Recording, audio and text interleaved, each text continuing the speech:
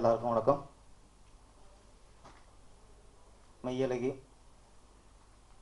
அழகி திரைப்படத்தின் ஹீரோயின் தேவயானி மெய்யழகிக்கு வந்திருக்காங்க. கண்டிப்பாக இந்த படமும் அழகி மாதிரியே மிகப்பெரிய வெற்றி அடையணும். அப்புறம் பெண்ணுக்கு அழகு தாய்மை, இந்த 3 சாங் பார்க்கும்போதே படத்தில் தாய்மை தான் மையக்கருன்னு நினைக்கிறேன். அது தாய்மை அடையாமலே ஒரு பொண்ணு தாய்மையை வாழ்ந்துருக்காங்க. இந்த காலகட்டத்தில் இந்த மாதிரி படங்கள் ரொம்ப அவசியம். ஒரு காலகட்டத்தில் மௌனராகம், நாயகன், புது வசந்தம், புதிய பாதை, அந்த 7 நாட்கள், முதல் மரியாதை, இந்த மாதிரி நல்ல அற்புதமான கதையை அம்சம் கொண்ட படங்கள் மிகப்பெரிய வெற்றி அடைஞ்சிச்சு. அந்த காலத்தில் தமிழ் திரையுலகம் இந்திய அளவில் பேசப்பட்டுச்சு. ஆனால் இப்போ ரொம்ப கேள்விக்குறியாக இருக்குது திரையுலகமே. ஏன்னா இப்போ வர படங்களில் பாதி லொக்கேஷன் டாஸ்மாகில் போயிடுது. மேக்ஸிமம் காமெடி நம்பியே படம் எடுக்கிறாங்க. காமெடி படங்கள் அவசியம், ஆனால் முழுக்க முழுக்க எல்லாருமே அதை நம்பி எல்லோரும் அதே மாதிரி எடுத்துக்கிட்டாங்கன்னா தமிழ் திரையுலகம் நிலம் ரொம்ப மோசமாயிரும். இந்த மாதிரி சூழ்நிலையில் மெய்யழகி போன்ற நல்ல கதையும் சொல்ல படம் மிகப்பெரிய வெற்றி அடையணும்.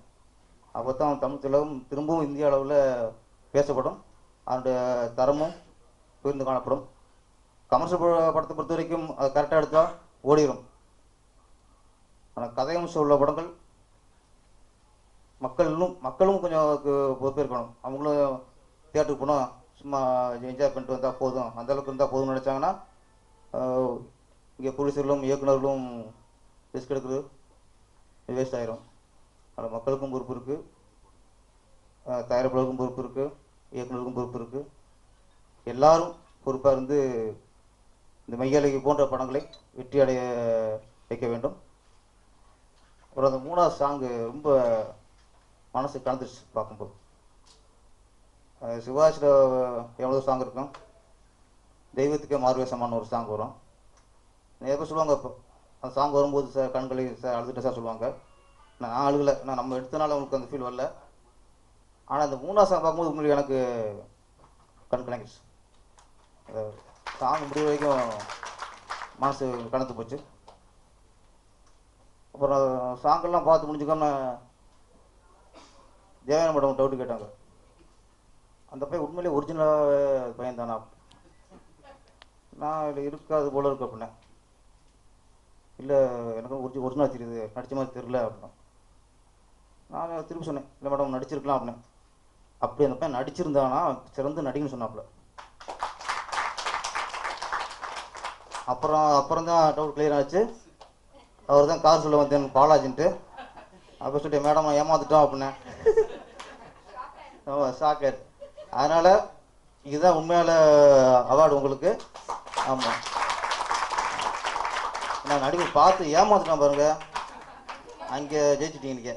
அது தேவனோடம்லாம் எத்தனை படம் பார்த்தவங்க ஆமாம் ஷாக் ஆகிட்டாங்க. ஆமாம், இது உங்களுக்கு முதல் வெற்றி, தொடர்ந்து வெற்றி அடைய வாழ்த்துக்கள்.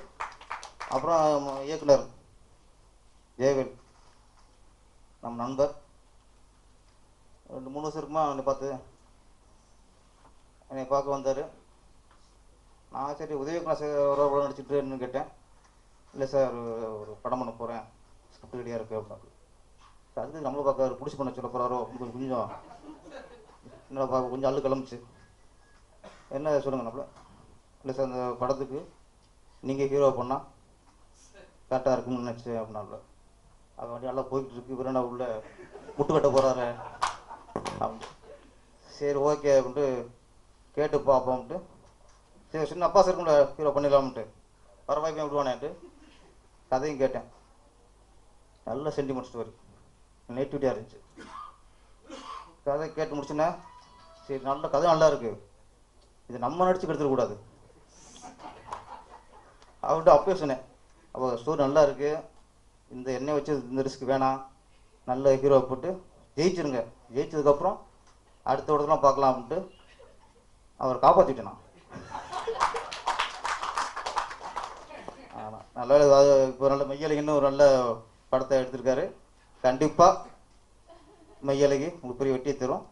வெற்றி அடைஞ்சதுக்கப்புறம் திரும்பி வாங்க கதை கேட்போம் பண்ணுவோம். நன்றி, வணக்கம்.